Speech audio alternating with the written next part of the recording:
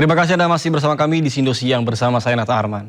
Pemirsa Gubernur DKI Jakarta Pramono Anung memastikan jembatan penyeberangan orang di Jalan Kapten Tendean, Jakarta Selatan akan dibangun kembali.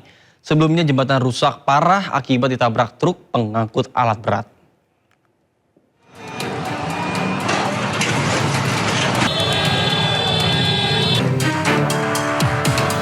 Jembatan penyeberangan orang atau JPO di Jalan Kapten Tendean, Jakarta Selatan akan dibangun kembali.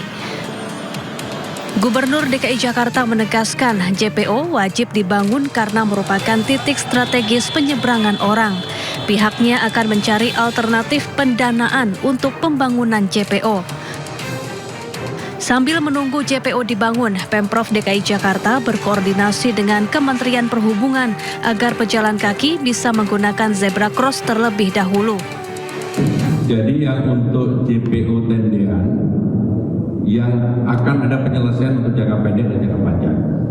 Jangka pendeknya saya sudah meminta kepada Dinas Perhubungan untuk melakukan koordinasi dengan Kementerian Perhubungan, memintakan izin apakah itu bisa digunakan untuk zebra cross dalam jangka pendek dulu. Karena kalau harus dibangun JPO baru itu kan takes time. Tetapi saya sudah memerintahkan juga untuk segera dibangun JPO baru. Bahwa itu apakah melalui APBD, creative financing, GSR dan sebagainya atau naming rights sekarang kita lakukan, dan minggu depan ini kami rapatkan, segera kami putuskan. Karena itu nggak bisa ditunda-tunda.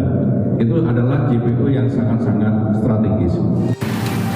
Sebelumnya JPO di Jalan Kapten Tendean dibongkar usai ditabrak truk pengangkut alat berat Selasa lalu. Truk melebihi batas maksimal ketinggian kendaraan yang boleh melintas sehingga menabrak JPO. Akibatnya JPO rusak parah, sementara kerugian yang ditimbulkan ditaksir mencapai miliaran rupiah. Dari Jakarta, tim liputan iNews melaporkan. Ya, sementara itu jembatan penyeberangan orang di Kemayoran, Jakarta Pusat retak dan bergoyang saat dilewati. Kondisi ini pun memicu kekhawatiran warga dan juga pengendara. Kerusakan pada JPO Kemayoran ini sebelumnya ramai diperbincangkan warga di media sosial. Setelah ditelusuri terdapat sedikitnya ada 7 titik retakan pada lantai JPO. Meski kami masih bisa didapat menggunakan, dalam kondisi ini membuat penjalan kaki mengaku sangat was-was dan juga saat melintasi JPO. Mereka berharap pemerintah segera memeriksa dan memperbaiki jembatan demi keselamatan warga.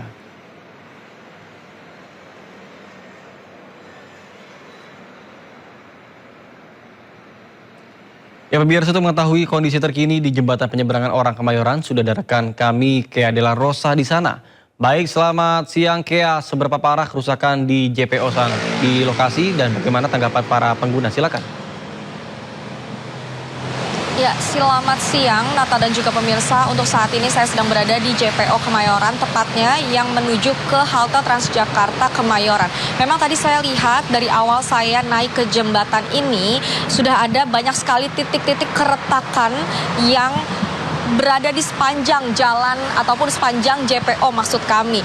Ada sedikitnya lebih dari 10 titik retakan yang dari mulai kecil hingga yang besar, dan saya akan menunjukkan kepada Anda salah satunya yang terparah ialah yang berada di tengah-tengah JPO ini. Ini adalah puing-puing yang bisa dilihat sudah terkoyak seperti itu, Nata dan juga pemirsa, dan bahkan ada beberapa lantai yang ketinggiannya sudah berbeda, yang kalau saya injak ini cukup bergoyang seperti itu. Namun di sisi lain dari pihak pemerintah pun sudah melakukan upaya untuk melakukan peremajaan JPO ini dengan mengganti beberapa lantai. Bisa dilihat ada warna lantai yang berbeda yang menandakan bahwa dari pihak pemerintah pun telah melakukan upaya untuk mengurangi kerusakan yang ada di JPO Kemayoran ini. Saya juga sempat berdialog dengan salah satu warga yang seringkali melewati jembatan ini. Mereka bilang bahwa ada beberapa titik yang sebelumnya lebih parah, bahkan terlihat bolong seperti itu. Sehingga mereka berharap adanya uluran tangan dari pemerintah untuk melakukan revitalisasi ataupun mengurangi kerusakan yang berada di JPO Kemayoran. Sementara itu, Nata, kembali ke studio. Baik, terima kasih Kea Dela Rosa atas laporan dari kawasan JPO Kemayoran, Jakarta. Selamat bertugas kembali dan salam sehat. Informasi lainnya pemirsa, viral di media sosial, seorang pejabat Camat Madiun, Muhsin Harjoko, terekam bermain game di ponsel saat sidang paripurna DPRD Kabupaten Madiun. Dan setelah ramai menjadi perbincangan warganet, pejabat tersebut akhirnya mengakui perbuatannya dan juga menyampaikan permohonan maaf.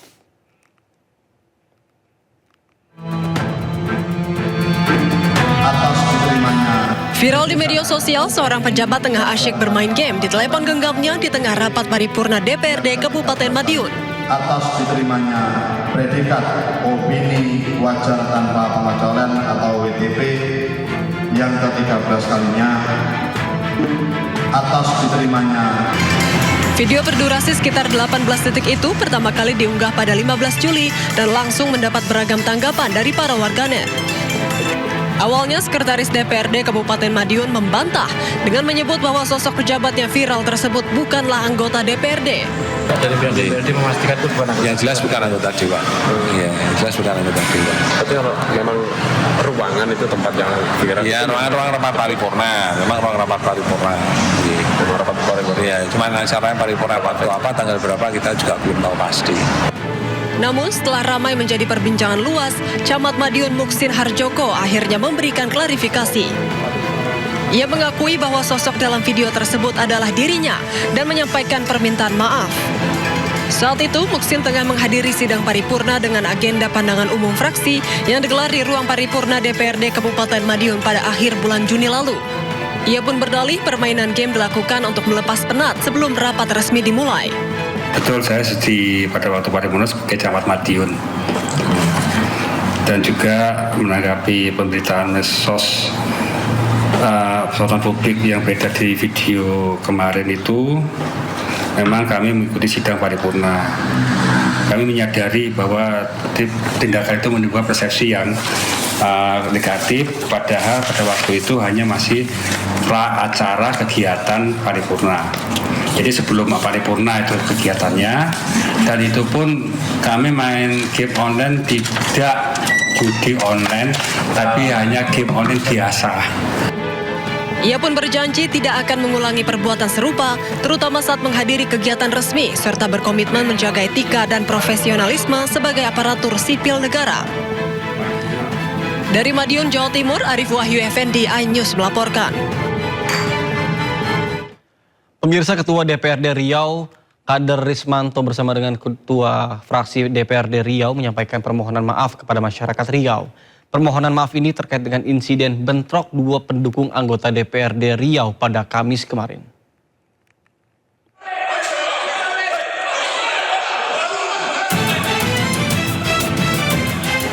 Ketua DPRD Riau Kader Rismanto bersama Ketua Fraksi DPRD Riau menyampaikan permohonan maaf kepada masyarakat Riau. Permohonan maaf ini terkait atas insiden bentrok dua pendukung anggota DPRD Riau pada Kamis sore di kantor DPRD Riau. Kericuhan terjadi saat rapat membahas anggaran. Kericuhan diduga terjadi antara dua anggota Dewan, yakni Wakil Ketua DPRD Riau, Parisman Ihwan, dengan Ketua Komisi 5 DPRD Riau, Indra Gunawan. Peristiwa yang sangat memalukan itu sempat viral di media sosial dan mendapat kecaman dari warganet. Permohonan maaf secara resmi disampaikan langsung oleh Ketua DPRD Riau Kader Rismanto bersama Ketua Fraksi serta Ketua Badan Kehormatan DPRD Riau I Mustiar di ruangan rapat DPRD Provinsi Riau Jumat siang terkait insiden yang memalukan itu. Kader Rismanto menegaskan bahwa insiden bentrok dua pendukung anggota DPRD Riau itu tidak berkaitan dengan substansi rapat resmi. Atas nama lembaga, atas nama pimpinan dan seluruh anggota DPRD Provinsi Riau, kami mengucapkan permohonan maaf yang setinggi-tingginya. Kejadian kemarin itu sesungguhnya memang terjadi pada saat pembahasan Badan Anggaran DPRD dan TAPD Provinsi Riau. Tetapi substansinya bukanlah pada pembahasan Badan Anggaran itu. Kenapa? Penyelesaian dugaan pelanggaran etik diserahkan sepenuhnya kepada Badan Kehormatan DPRD Riau. Badan Kehormatan memiliki wewenang untuk memeriksa, menilai, dan merekomendasikan sanksi sesuai dengan tata tertib anggota DPRD Riau dan peraturan perundang-undangan. Dari Pekanbaru Riau, Indra Yusrizal, iNews melaporkan. Pemirsa, mantan Bupati Kuansing Suhardiman Abi membantah tudingan dirinya meninggalkan amplop untuk Menteri Kehutanan Raja Juli Antoni. Bantahan disampaikan usai menjalani pemeriksaan lanjutan di Gedung Merah Putih KPK.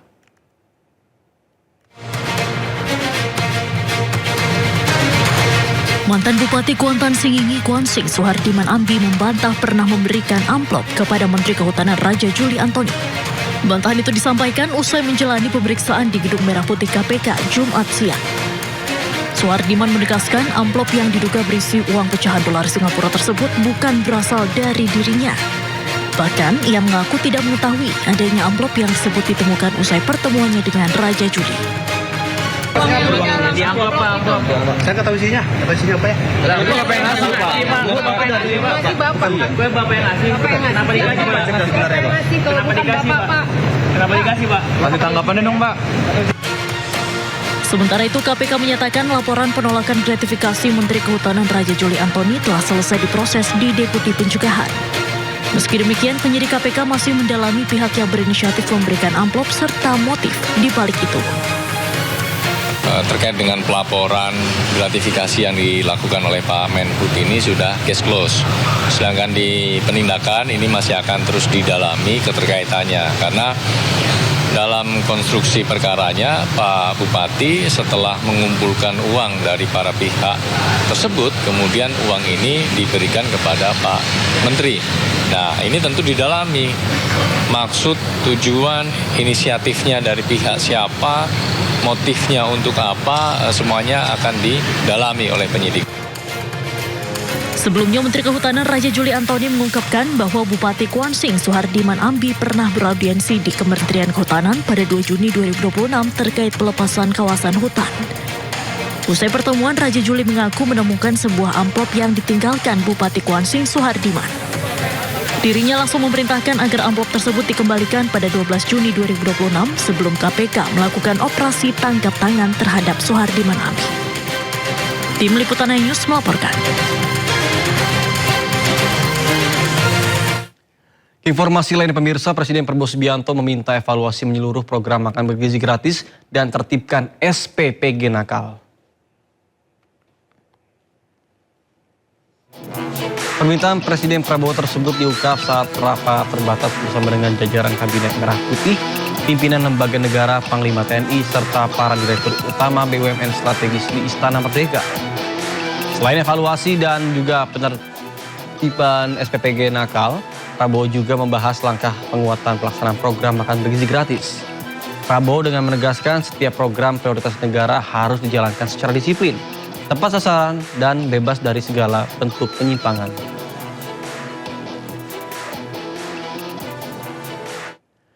Presiden Prabowo Subianto juga memimpin panen raya serentak.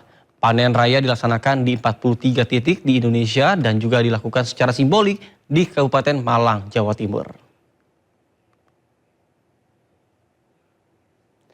Panen raya serentak di 43 titik se-Indonesia dipimpin secara langsung simbolik oleh Presiden Prabowo Subianto di Kabupaten Malang, Jawa Timur.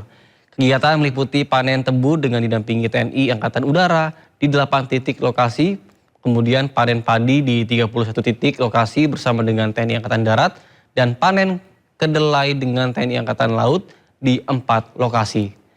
Kegiatan ini menjadi wujud sinergi TNI dalam mendukung percepatan terwujudnya swasembada pangan nasional.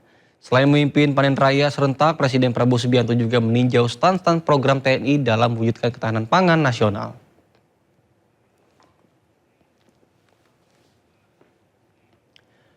Presiden Prabowo Subianto tegaskan bahwa kelaparan hingga kemiskinan harus diberantas untuk persiapkan generasi Indonesia di masa yang mendatang.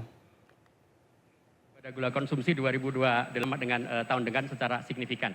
Dirinya juga tegaskan bahwa pemerintah akan terus melakukan efisiensi anggaran demi percepat penghapusan kelaparan, kemiskinan, dan kemiskinan ekstrim di Indonesia.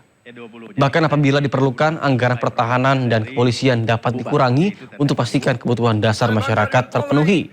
Hal tersebut disampaikan Presiden Prabowo Subianto saat berpidato di Panen Raya Inisiasi TNI di Malang, Jawa Timur hari Jumat. Rum, siapa suruh kau pakai kopiah? Kau buka dulu. Ya, ini kita harus hilangkan kelaparan. Kita harus hilangkan kemiskinan. Kemiskinan, apalagi kemiskinan ekstrim harus kita hilangkan. Insya Allah kita akan hilangkan. Saudara-saudara sekalian, kita akan hemat anggaran kita. Kita akan bikin efisien.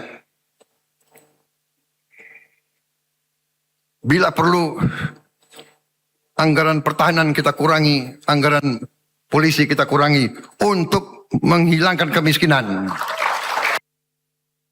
Menteri Keuangan Republik Indonesia Purbayudi Sadewa optimis Koperasi Desa Kelurahan Merah Putih akan meraup keuntungan.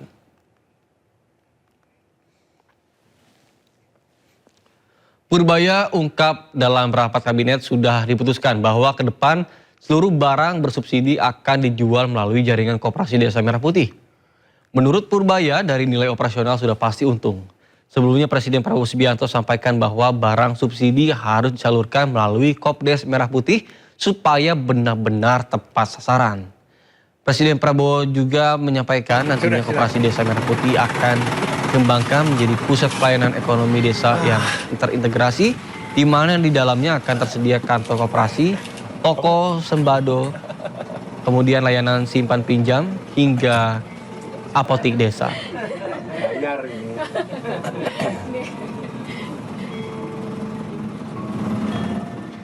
Informasi lainnya pemirsa, barang-barang yang bersubsidi akan disalurkan lewat Koperasi Desa Merah Putih dan tidak diperjualbelikan di luar itu. Jadi harusnya dari situ aja Koperasi Desa Merah Putih sudah pasti untung. Asal nggak di itu ya, asal nggak dikorupsi lah harusnya sih aman. Informasi lainnya pemirsa, Roy Suryo kembali mengambil langkah hukum dengan mengajukan permohonan pra-peradilan ketiga ke Pengadilan Negeri Jakarta Selatan. Dan kali ini Roy mengajukan gugatan yang berfokus pada tuntutan ganti kerugian terhadap jajaran Polda Metro Jaya dan Kejaksaan Tinggi DKI Jakarta.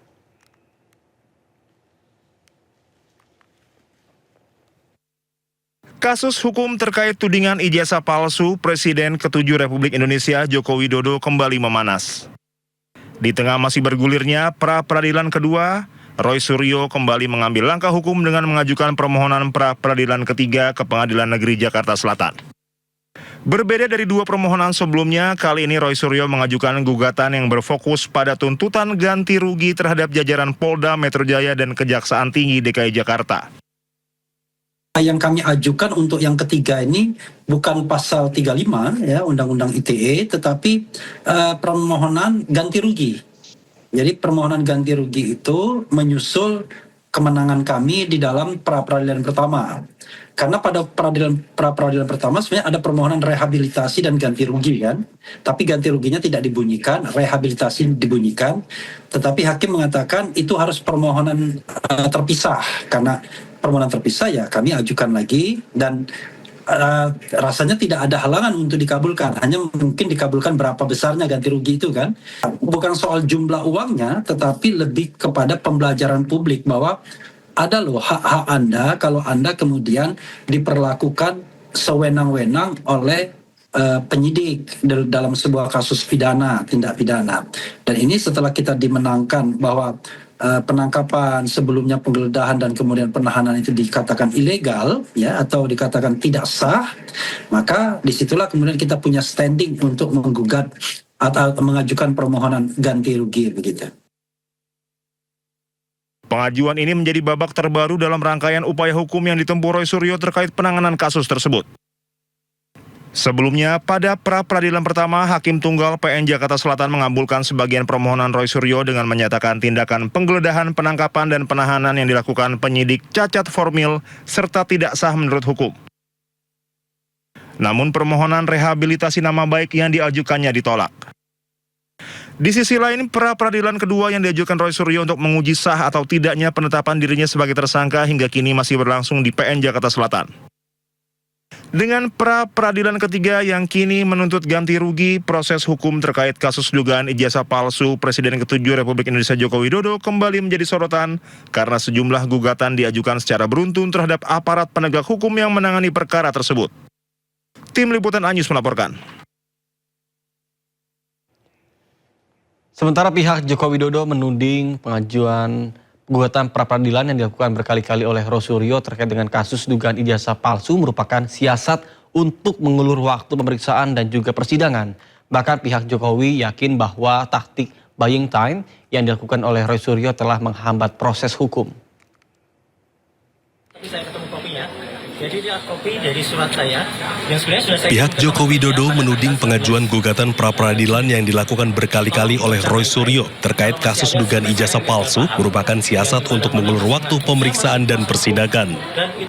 Pihak Jokowi menilai pengajuan pra-peradilan yang dilakukan berulang kali oleh Roy Suryo hingga gugatan kedua dan ketiga tidak logis dan hanya sebagai taktik buying time atau menghambat proses hukum.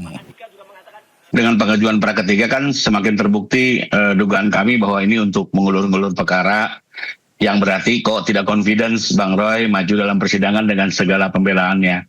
Apalagi kalau tadi disampaikan argumen bahwa terdakwa belum menerima panggilan sesuai ketentuan KUHP pada saat berkas dilimpahkan oleh jaksa ke pengadilan, tentunya terdakwa atau penasihat hukum ini sudah menerima tembusan salinan pengiriman berkas termasuk dakwaan yang artinya secara yuridis sudah tahu adanya pelimpahan berkas ke pengadilan. Kubu Jokowi berpendapat bahwa permohonan pra-peradilan sudah tidak relevan lagi karena perkara pokoknya sendiri sudah memasuki tahap persidangan di pengadilan. Tim Liputan iNews melaporkan. Baik, silakan nanti keterangan. Roy Suryo kembali dilaporkan ke polisi atas dugaan kasus pencemaran nama baik terkait dengan gelar doktornya yang diterbitkan Universitas Negeri Jakarta. Menanggapi tudingan gelar doktornya palsu, Roy Suryo secara langsung menunjukkan ijazah S3-nya yang diterbitkan UNJ.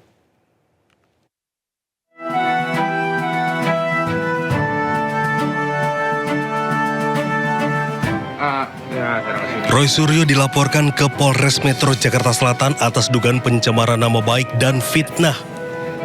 Laporan dilayangkan oleh Ketua Umum Gibranisti Taufik Bilfaqih. Taufik menjelaskan laporan ini bermula dari rentetan kegaduhan terkait keabsahan gelar Dr. Roy Suryo dari Universitas Negeri Jakarta atau UNJ. Saya bisa melihat ijazahnya Jokowi itu 99,9%. Padahal di saat yang bersamaan Anda itu punya masalah secara akademik. Kan gitu. Di saat yang bersamaan Anda punya problem secara akademik dan Anda tidak jujur.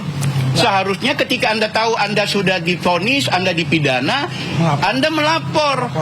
Kalaupun UNJ masih mau meneruskan, seharusnya UNJ bikin ya peraturan rektor baru kah, khusus RS, nggak apa-apa dipidana, boleh lulus. Menanggapi tudingan keabsahan gelar doktornya, Roy Suryo membantah gelar doktornya palsu. Roy secara langsung menunjukkan ijazah doktor asli yang diterbitkan oleh Universitas Negeri Jakarta untuk membuktikan bahwa gelar akademiknya sah dan legal. Selama ini saya selalu menunjukkan ijazah S1. UGM ini asli. Ini kopinya. Dan itu ada legalisasinya. Kemudian ada ijazah S2. MKes. UGM asli juga ini. Dan selama ini yang kemudian digoreng oleh para termul adalah saya hanya menunjukkan surat tanda lulus. Memang surat tanda lulus adalah tanda seseorang memang telah lulus dan di sini jelas berhak memegang gelar doktor. Roy juga meluruskan isu yang menyebut dirinya dikeluarkan atau drop out dari UNJ.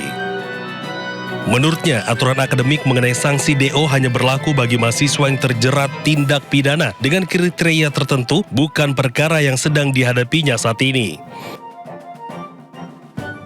Dari Jakarta, Tim Liputan iNews melaporkan.